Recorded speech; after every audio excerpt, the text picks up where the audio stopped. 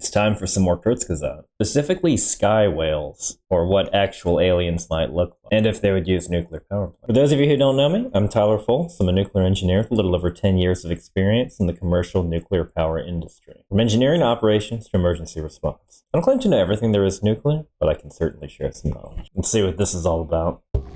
What do real aliens look like? We know that life on Earth is incredibly diverse and exists in the strangest and most extreme places, from blue dragon sea slugs to aye-ayes or chrysomelon snails with shells of iron, or whatever this is supposed to be. Let's use our imagination and real science to travel to 3 possible worlds, each more alien than the next. These are cool. Put on your future science suit and enter the portal to witness wonders never seen before. There you go. Wormhole travel. The Eye of Oculus. This is the red dwarf star Oculus, 5 times smaller than our Sun and a lot less bright. Yeah, those are a bit larger than Earth. So red dwarfs undergo fusion at a much slower rate than the Sun does. So they're not nearly as bright, but they can last way longer. Theoretically, trillions of years, so older than the current age of the universe. At 13.8 billion. Not bad for being less than 1% of the Sun's power. But orbiting its star 20 times closer, you see the ice hell of the planet Kuiper. Because they're far less luminous, you would have to orbit far closer in order to be within its habitable zone. It's tidally locked, so one side experiences a never-ending night, and the other an eternal day, lit by the star's dim glow. In the region facing the dim star directly, temperatures are warm and pleasant. The hell of ice has melted into a shallow, black ocean, the Eye of Kuiper. Now, would it be warm and pleasant? I mean, I guess let's just say they sized the star perfectly right, because, like, if Earth became tidally locked somehow, one side would be scorching hot, the other side would be freezing cold. Not to mention crazy weather patterns, distribution of the oceans, the oxygen would be all crazy. Oxygen in the oceans would tend to the poles if the Earth stopped spinning and became tidally locked, but it's a different issue. But yeah, I guess you could size it so that you could hypothetically say this is a magical scenario where the side with this planet being just the right distance from this star so that the part that's facing the star is a good temperature to support life. About the size of Europe, barely 200 meters at its deepest point, churned by a never-ending storm where hot air meets the frigid winds from the icy outskirts. Interesting. But below this inhospitable chaos, we find calm stability, an ecosystem in almost perfect balance.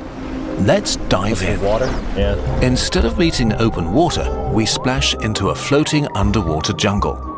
We know places like this at home. Kelp forests made from seaweeds up to 65 meters long, sheltering countless smaller creatures. So, appears to be a different color. Now, that would make sense because this star, a red dwarf, different wavelength, different color that's going to benefit the most from photosynthesis. Because after all, visible light is just another form of radiation. On Earth, we get abundant white sunlight, so our plants evolved to be green, absorbing the most useful red wavelengths for photosynthesis and reflecting away the rest. But Oculus shines not nearly as bright, and its dim rays are even further dulled by the storm. Right, yeah. So here... That's true, because the storm's going to reflect even more. Plants are a deep black to make use of the weak infrared leftovers. That's fascinating. Which also gives the Eye of Kuiper its striking black color. Over billions of years, the jungle has occupied all possible space in the eye. Its roots extend deep into the seabed mud, anchoring them and providing access to nutrients. They drop their seeds in the few free spaces in the mud. Only death makes room for new life. Big and streamlined teardrop-shaped creatures push through the dark water. They kind of look like fish. Just like many sea creatures on Earth, their shape is optimized for the lowest drag when traveling through water. Sure. Like underwater cattle, they lazily swim through the forest, grazing on leaves in peace. Suddenly, a patch of strange-looking leaves begins to move and wraps around a distracted grazer, dragging it down into hungry jaws. A predator that's had eons to adapt its camouflage to fool its prey. Wow. But not only by imitating leaves. Both hunter and prey never evolved eyes in this dark underwater murk. Instead, they do battle with sounds and textures. Listen. There's a whole cacophony down here. Countless species are singing to each other, sending warnings or invitations, forming a collective song. Like the noisy jungles of Earth, except howler monkeys and screaming pihas are replaced by chattering seed eaters poking at the mud with snapping pincers, squeaking spike bulbs loaded with poison, and the flailing fins of starfish-shaped grabbers hunting small prey. Beautiful and unsettling. In this stable and never-changing ecosystem, their music will never end for billions of years. So if hypothetically maybe there was some intervention or something and these creatures could evolve to the point where they become a technological civilization, given this environment, nuclear power is still going to be your best choice to generate power.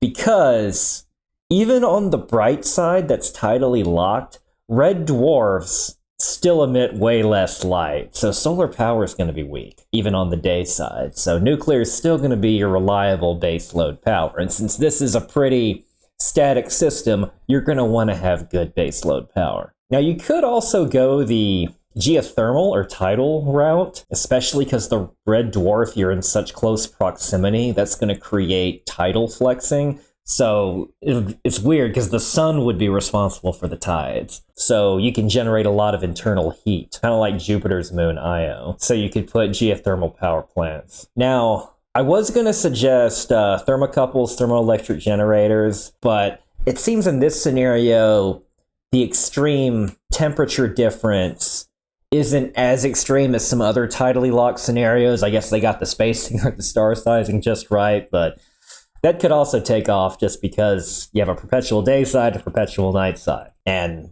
the night side, depending on the atmosphere, would still be pretty uninhabitable with a technological civilization on this planet because it could have a frozen atmosphere if it's going to be that cold and limited heat input. But I guess with technology, you could try to artificially heat the night side just a little bit, but would take a lot of effort. You seem to have been noticed, and blind creepers are crawling towards you. You want to explore this world, not become part of it, so it's time to leave. Okay, I was going to say. The clouds of Nimbus. You're immersed in the blinding light of the B-type star Caeruleus, shining hot and blue, orbiting... Oh, okay. So now we got the opposite end of the spectrum. This is a large, massive, relatively short-lived, on the order of tens of millions of years, fusion reactor. And how the sun mostly converts hydrogen into helium. This one does that too, but it has enough mass and pressure. It's going to fuse the heliums and heavier stuff, such as carbon fusing oxygen, fusing carbon, fusing oxygen, or even something like neon. And these are going to emit a lot more UV radiation too. You're going to want to be further away than the Earth is from the sun to be in a habitable zone. By a dozen lava planets burned to a crisp. But we'll visit the last planet, Nimbus, a gas giant very much like Neptune in size and composition, except there's a lot more water, and seething hot Caeruleus showers it with 900 times more light than Neptune. I mean, something maybe about as far away as Neptune might be within the habitable zone of something like this. So its atmosphere is warm enough for gigantic white clouds the size of countries to be lofted upwards by titanic warm updrafts rising from the hazy These depths. Are really pretty animation. Millions of years ago, and astonishingly quickly, life emerged and evolved inside tiny water droplets deeper down in the planet. Like extremophile microbes on Earth, they found ways of breathing methane and using exotic enzymes to harvest sulfur and nitrogen compounds from the air. As Caeruleus grew hotter and brighter, the higher altitudes of Nimbus became habitable and life spread. Let's dive into the gigantic white clouds to meet it. We're gonna make Cloud City. Up here live quadrillions of tiny beings, a kind of cloud plankton so small they're carried on the gentlest air currents. The most common type resembles flat, four-legged spiders barely a millimeter wide, tinted yellow by the sulfur they consume. They gain lift with wispy electrostatic threads thinner than spider silk, pulling on the charge differences between the top and bottom of the cloud oceans. A technique Zistica's crab spiders use to travel great distances on Earth. You're just in time for mating season. Billions of cloud plankton. Saying that coupled with the big smiley light bulb thing. I can't. And gather to join their threads into huge parachutes that ride updrafts for hundreds of kilometers. Here in the hot heights, they hatch their eggs before their life comes to an end. Other tiny creatures latch on, most of them predators looking to feast on fresh younglings. But not all life on Nimbus is tiny. The other way to stay up in the sky forever is to become a living balloon. Like the enormous sky whales, taller than a skyscraper, almost completely made of a wafer-thin membrane. They heat up trapped gases, making them less dense than the air around them, giving them buoyancy. The bigger their gas envelope, the more lift it produces, so sky whales evolved to be as large as possible. Only a lumpy, car-sized spherical bag of organs hangs at its bottom. Heating up all this gas requires a lot of energy, so it's time to feed. The spherical body opens up, unfolding and lowering a huge sticky net into the white clouds. On Earth, the largest animals to ever exist, blue whales, feed by filtering millions of tiny krill each day. Similarly, the sky whales of Nimbus filter sky plankton out of the clouds. Most is consumed right away and burned in specialized glands to generate heat. The rest is converted into an orange and energy-dense nectar for later.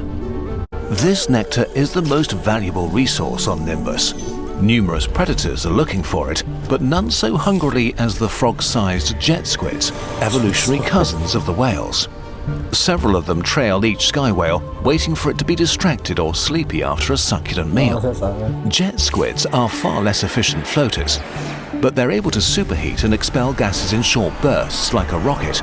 Like vampiric hummingbirds, their long and pointy beaks try to pierce their prey and lap up some of the nectar inside. It would be interesting to see. I guess on this planet, since gas giants contain a lot of deuterium and helium, and presumably helium-3, then yeah, can make fusion power on this planet, if assuming that technology ever gets figured out at this point. But very, very large amounts of this stuff on a gas giant, like way more than you would ever see on Earth. Like in the stable eye Iper, life on Nimbus is doomed. B-type stars like Caeruleus live for a few 100 million years at most, and this time is coming to its end. Now, you could take advantage of this and use MHD generators. How those work is they take the energy of a moving electrically conductive fluid and convert it into electricity using magnetic fields. Now, such a thing would never work on Earth due to the extreme temperature requirements and the cost of making magnets like that and temperature-resistant materials prohibitive. But if you could make one, this intense stellar wind you get from a blue giant could be harnessed, converting this plasma flow into electric power. But if those first two don't work, floating nuclear power plants is what you're going to go with. The tried and true method. Soon it will be burning through its fuel at an astounding rate and violently burn our gas giant. Life on Nimbus is only 600 million years old and has barely 10 million years left. Is this tragic? Yeah, when he brings that up, at this point, you're not talking about life naturally evolving here. You're talking about an advanced civilization, an advanced interstellar civilization coming up and setting up shop here. Or is this unique ecosystem lucky to have existed in the first place? Something to ponder as you move on before your jetpack runs out of fuel. A fatal attraction. Orsted is a Y-class brown dwarf, 13 times more massive than Jupiter, and with a magnetic field 60 times stronger. It belongs to the yellow star sturgeon. So brown dwarfs, they can't do sustained fusion. Might be able to extract some deuterium from it if you had the technology, though if you had the technology to do that, you probably have better power sources than nuclear fusion at that point. Those emit a lot of infrared light, and these magnetic fields could essentially turn them into particle accelerators. That's kind of why Europa gets such a high dose of radiation from Jupiter. It has nothing to do with nuclear fusion or anything. It's just strong magnetic fields. And this one's even stronger, so yeah, planets orbiting this, gonna get a lot of dose. Unless you're sufficiently far away from it. which is about to disappear behind Orsted's shadow. But you're interested in Monnier, one of Orsted's many moons. It should get as much sunlight as our Earth, but its 3-hour orbit around the brown dwarf means its days are extremely short. Okay, so it's orbiting something. It's orbiting the brown dwarf, which has a star. Okay, so the actual star is where it's getting its light from. Gravity here is a mere 5% of Earth's, so the moon can only hold on to a thin carbon dioxide atmosphere that doesn't retain much heat, so its average temperature is far below freezing. As its cold night begins, a chill descends on Monnier and dry ice snow falls from the sky. A green, blue and Frozen red carbon aurora dioxide. illuminates the landscape, Wow. made from star plasma caught in Orsted's magnetic field and striking Monnier's atmosphere. Okay, so with the strong magnetic fields and this extremely fast orbital speed, so this planet's under a lot of stress, both radiation and tidal forces. I'd say your best shot might be geothermal at this point. Constant crust deformation. Quite a lot of energy. I mean, good luck putting something stable enough where you get to extract it, but if you could, sure. The Sturgeon system was born from a nebula saturated with metals, so iron and lead are abundant. In this frigid cold, Okay, that's how they're going to shield from the radiation, and these life forms are going to survive. Okay. chock full of toxic minerals, life found unique ways to make the best of a bad situation by using ammonia instead of water, which would freeze in the short nights, and by incorporating magnetized minerals and Orsted's magnetic field into its biology. On Earth, species like lobsters or bees have lithoids. learned to sense magnetic fields, but life on Monnier takes it to a whole other level. As Sturgeon rises and its red rays filter through Orsted's crescent, a yellow glow rushes over the horizon. The snowfall stops and temperatures quickly rise. Yeah. The ground creaks and multicolored liquids trickle out from fissures all around you. Cryovolcanism, just like on Jupiter's moon Europa. Brittle-seeming bundles start to unspool so and cool. climb off the ground towards the bright star. This might be the most visually impressive of the Kurzgesagt videos that I've seen thus far. Just the range of them describing all these alien worlds is fascinating. Like Arctic flowers on Earth sprouting in the short summer, these plants don't have a minute of daytime to waste. Their blossoms are saturated with magnetic minerals, Constant making on and use of off the of extreme every hour. magnetism and low gravity to levitate, reaching up to a kilometer into the sky, extending the sunset for as long as possible. Hey, don't touch them! With a loud crack, the skyflower detaches itself from the ground yeah. and drifts out of reach. Suddenly, gonna go you're into orbit, surrounded. yeah. Hundreds of shiny critters zoom by. They look like ice-skating snails and can circle Monnier faster than the sunset. From their head, they extend two long stalks that are electrically What's the size of conductive this planet? and merge up top.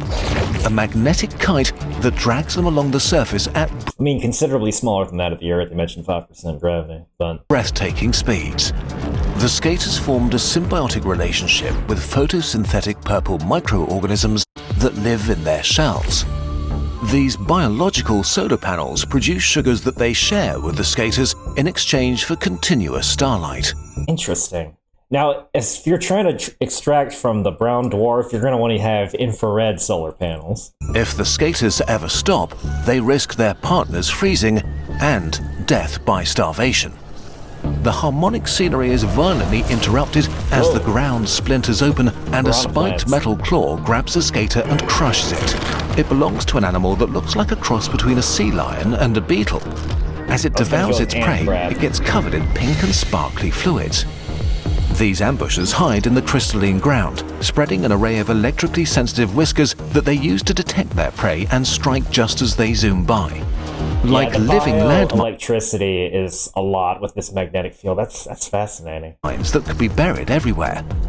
Maybe you should end your stroll. The darkness will return soon. I don't know. If you had to stick with this planet, this probably the least desirable option of the three. You could try the infrared solar panels, but ultimately, I think with base load power, you're going to want to go with fission reaction. Still with fission reactors. Molten salt ones would probably be the ideal case, since they can handle the high temperatures from the geologically active environment. Again, geothermal, you might think could produce the most amount of energy, but I don't know how you'd build anything like that here without it essentially being too close to what's going to destroy the building. Of these three, tried and true nuclear fission, I think, could perform overall reliable baseload source even in these exotic alien worlds. What do you think? It's time to return home. Back home. Earth. Warm and pleasant. It's good to And a be lot of home different ways to in the generate environment electricity. you and all other life that's not made up evolved in. But who knows? If you look up at the countless flickering lights, there may be countless strange worlds, home to life stranger than anything you've seen. And one of those strange worlds is imagining a planet just like ours and wondering how would they evolve here, and they'd probably pick some scenario that's super far off. Scientific speculation is fun, but also useful, giving us ideas about what we should look out for. And, who knows, maybe in a few thousand years, our descendants may actually visit exotic oceans, fly over white clouds the size of continents, or pet metallic animals. And maybe, just maybe, even talk to others like us, who are also marveling at all the strange life in our universe. After that, I think it's time to play some Stellaris. Thanks so much for the recommendation, and thanks so much for watching. I'll see you next time.